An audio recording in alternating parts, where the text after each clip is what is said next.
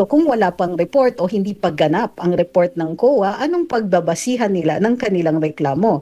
So muli, mukhang ito po ay isang pasiklab dahil ito nga po ang dahilan kung bakit hindi siya nahahainan pa ng kaso para dyan sa confidential funds.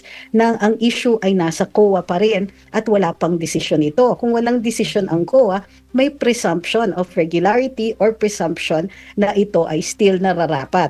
So hanggang magkaroon ng desisyon ang COA, itong mga ganitong klaseng reklamo ay premature. Pwede naman kasuhan ang vice-presidente ng ganun. Ang problema lang kasi, ang paggagawa ng schoolhouses, kung hindi po ako nagkakamali, ay matagal nang sinabi ni VP Inday, hindi po ginagawa ng Department of Education, ginagawa po yan ng DPWH. So kung sila ang kinakasuhan, madidismiss po yan dahil hindi po sila ang tamang akusado sa kaso na ito. Ngayon, sabihin natin na ang DepEd ay ang nagtalaga. Dinedelegate pa rin yan sa DPWH at hindi natuloy o hindi makount yung number of school buildings or classrooms na ipagawa. Yung fault, kung hindi nila maituturo sa DPWH, lalong hindi maituturo dun sa mga taong walang control dun sa pagkagawa. So medyo malabo tong kaso na ito.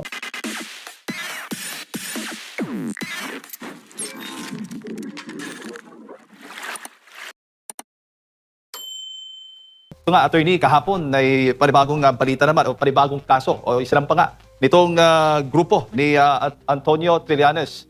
Ano ho ba ang nakikita po ninyo dito, attorney? Laban po ito kay Vice President Sara Duterte. Paano niyo po tinitingnan itong paghahain nga ng mga kasong plunder at graft laban po sa pangalawang Pangulo? May sapat ho bang ito para po sa inyo legal na batayan? Sa ngayon kasi, magkakaroon yan ng legal issue at maaaring Korte Suprema ang magde-decide nito. Ang ating Vice Presidente, as any Vice President, ay impeachable officer. Normally, kapag impeachable officer ka, hindi ka muna pwede hainan ng kriminal na kaso or kahit anong kaso dahil ang implication niyan ay may immunity ka. Hindi ka matatanggal unless by impeachment.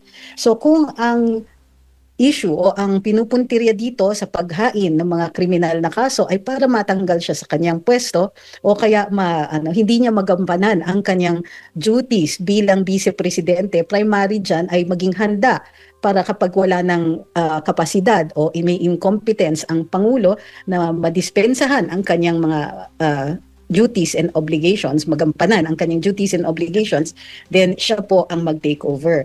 So, ang issue dyan is maaari bang hainan siya kaagad ng criminal na reklamo kung hindi pa siya na-i-impeach. Normally yan, kapag nag-succeed ang impeachment, vulnerable na siya dahil tanggal na siya sa pwesto, vulnerable na siya doon sa pag-file ng criminal na kaso. Hindi naman po matatawag, attorney, na may immunity siya, ano? Hindi walang nakalagay dahil kailangan yan explicit sa saligang batas. So sa Pangulo, explicit yung kanyang immunity from suit dahil siya ang pinuno. Opo. At ayon nga sa mga nagrereklamo, attorney, yung panibagong kaso ay pagpapalawak lamang na naunang reklamo, hinggil nga daw doon sa confidential funds. So sa pananaw po ninyo, kailan nagiging expansion ng reklamo o kailan ito nagiging ganap na bagong kaso sa ilalim ng ating batas? Well, kung yung dating mga reklamo na inihain sa kanya ay hindi nagresulta ng isang kaso sa harap ng hukuman, maaari naman nilang i-file yan. Ang problema sa kanila ay medyo premature yan. Kung ito ay ukol sa confidential funds, may pending na issue pa sa Commission on Audit. Bukod tanging Commission on Audit ang magsasabi kung ang isang paggagastos ay naaayon sa batas o naaayon sa budgetary item kung saan itinalaga nito. So kung wala pang report o hindi pa ganap ang report ng anong pagbabasihan nila ng kanilang reklamo. So muli, mukhang ito po ay isang pasiklab dahil ito nga po ang dahilan kung bakit hindi siya nahahainan pa ng kaso para dyan sa confidential funds. Na ang issue ay nasa COA pa rin at wala pang desisyon ito. Kung walang desisyon ang COA, may presumption of regularity or presumption na ito ay still nararapat. So hanggang magkaroon ng desisyon ang COA, itong mga ganitong klaseng reklamo ay premature. Opo, at kasama nga rin na doon sa mga reklamo, attorney, yung alleged irregularity daw ng 8 billion pesos na laptop procurement ng Department of Education at mga audit disallowances. Sa ganito bang mga issue, sapat na po ba na itong ang findings ng COA para maging basihan ng kasong kriminal? Hindi rin kasi kailangan may finding mismo ang COA na may malice, attended with malice ito.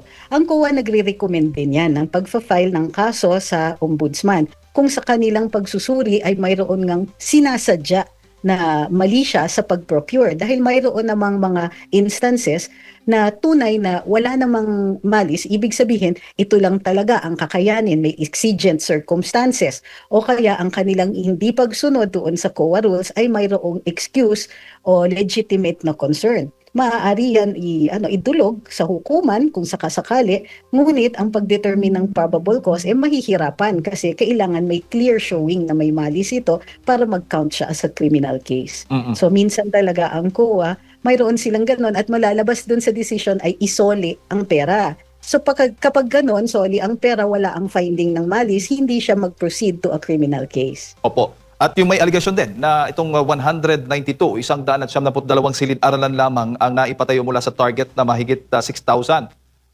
Sa batas ba, maaari bang tawagin itong criminal liability o kailan po nagiging criminal liability po ito kapag ang isang failure of implementation, itong ang failure of implementation o alleged gross negligence ng isang opisyal?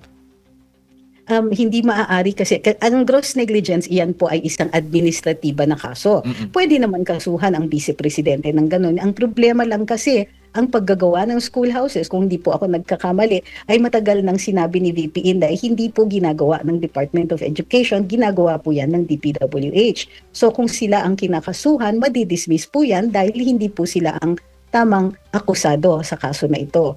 Ngayon, sabihin natin na ang DepEd ay ang nagtalaga.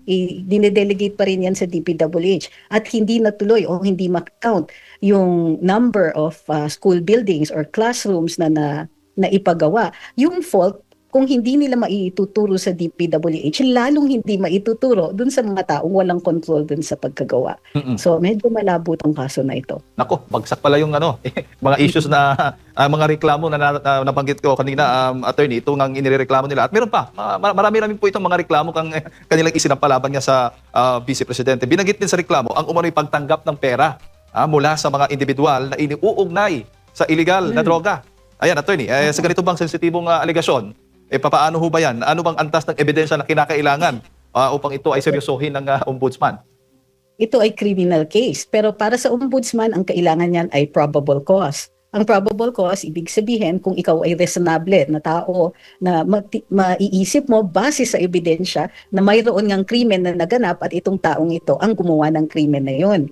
Pero in this case, kailangan reasonable grounds, di ba? Hindi reasonable grounds, yung the standard of a reasonable man. Kung ikaw ay rationable, ordinaryong mamamayan, tapos pag tinignan mo yung ebidensya, sasabihin ninyo, ay oo nga, mukhang tumanggap siya. Pero pag ito ay umabot sa sandigan bayan, kailangan na ng proof beyond reasonable doubt para magkaroon ng guilty verdict. Ang tingin ko dito ay babagsak at babagsak nga ang hatol dito doon sa ebidensya. May napansin po ba kayong nakaakibat na ebidensya na nakalagay? May mga identified pa na witnesses at may mga affidavit ba ang mga ito? Kung wala, medyo baka ma-dismiss dyan pa lang sa ombudsman pa lang. Opo, attorney. At pagdating naman po doon sa issue ng betrayal of public trust, kasi ayon nga sa mga nagrereklamo, may betrayal of public trust, si VP Sara, kabilang yung mga sinasabing pagbabanta niya laban kay Pangulong Marcos Jr. Sa ilalim ho ba ng ating konstitusyon, paano ho ba sinusukat yung betrayal of public trust? Ang betrayal of public trust ay isang ground for impeachment. So medyo may problema yung reklamo kung doon sa ombudsman nila fina-file ang betrayal of public trust. Tulad nga ng sinabi natin, sa Kongreso yan dapat inihahain. Ngayon, kung ito po ay kanilang gagawing basihan para sa impeachment, sui generis po kasi ang impeachment. So, ang magdedetermine ng kasapatan ng ebidensya niyan ay yung Senate Impeachment Court. So, until that happens, hindi natin alam. Ngunit, ang difference is last year, di ba, nag-attempt sila na isulong ang impeachment gamit ang House vote. Hindi na po mauulit yan dahil sa Korte Suprema, nung inihain ni VP Sara, naglabas ng decision ito at sinasabing kailangan alinsunod sa due process requirements. So kung mayroong kasong ifa-file sila sa Kongreso, kailangan susundan nila yung kanilang proseso. Nagsabi na nga si Congresswoman Luistro, handa ang Committee on Justice para dito. So ibig sabihin yan, hindi na po mararatrat ang isang ang impeachment complaint, hindi na ito House vote, pupunta yan sa plenaryo to determine kung sufficient yung impeachment complaint at i-forward nila sa Committee on Justice. Doon po magkakaroon ng parang trial kung saan i-determine kung sufficient in form and substance yung reklamo. Opo. So, Opo, attorney. Bakit kaya para sa inyo, malakas ang loob ng grupong ito na isinampa o inihain itong kanilang mga reklamo laban kay Vice President Sara Duterte dyan sa Ombudsman? Hindi ko masasabi na lakas ng loob ito. More like parang desperation. Pasensya na dun sa paggamit ng salita. Ngunit, ang nakikita kasi natin, itong 2006, ang huli nilang pagkakataon na tanggalin ang ating vice-presidente pag masyado nang malapit sa 2028 at napakalakas pa rin kandidato ni VP Inday, medyo magdududa na kung tutulong ang ilang mga politiko natin. Magiging kiss of death para sa kanilang mga karir. Ngunit dito, ang masasabi natin, wala namang kasing mawawala sa kanila. Manalo o matalo sa kaso, makakagamit sila ng plataforma ngayon para sa kanilang retorika na alam natin ay tungo dun sa eleksyon sa 2028. So basically, kung hindi man sila manalo, may pagkakataon silang magsalita at magkakaroon sila ng maraming mga interview sa media. Tiba-tiba sila ngayon sa publicity. Opo. Bago ko lang ipasa kay Partner Admar, ang reklamo bang ito sa tingin po ninyo, attorney, ay mas nakabatay ba sa legal accountability o may mga elemento po ng political pressure? Paano po dapat timbang ito ng Office of the Ombudsman? Alam nyo, what it all comes down to is evidence. Kung kulang ang ebidensya o wala pa nga silang ebidensya ng desisyon ng COA, posibleng sinasayang nila o nag-aaksaya sila ng oras, maituturing ito na pag-aaksaya ng oras ng ombudsman. Kasi natural, kailangan pagtuunan ng pansin, mag-dedicate ng man-hours dito sa kanilang mga investigador. Ngayon, kung ang reklamo ay wala ngang ebidensya at ang kanilang hiling sa ombudsman ay maghanap ng ebidensya, isa pa po yan. So, mas matagal ang mailalaan na oras ng ombudsman maghanap lang ng ebidensya. Pero ang totoo is, ang pinakamalakas na ebidensya dyan ay ang hatol ng COA doon sa paggagastos. At kung may findings dito ng malice o intent to commit a crime. So, absent ng mga yon, kung wala ang mga yan, then kahit anong number of hours ang i-devote ninyo dito sa pag-iimbestiga o dun sa finding ng probable cause, baka ma-frustrate lang talaga sila. Ang sinasayang nila ay oras ng ombudsman.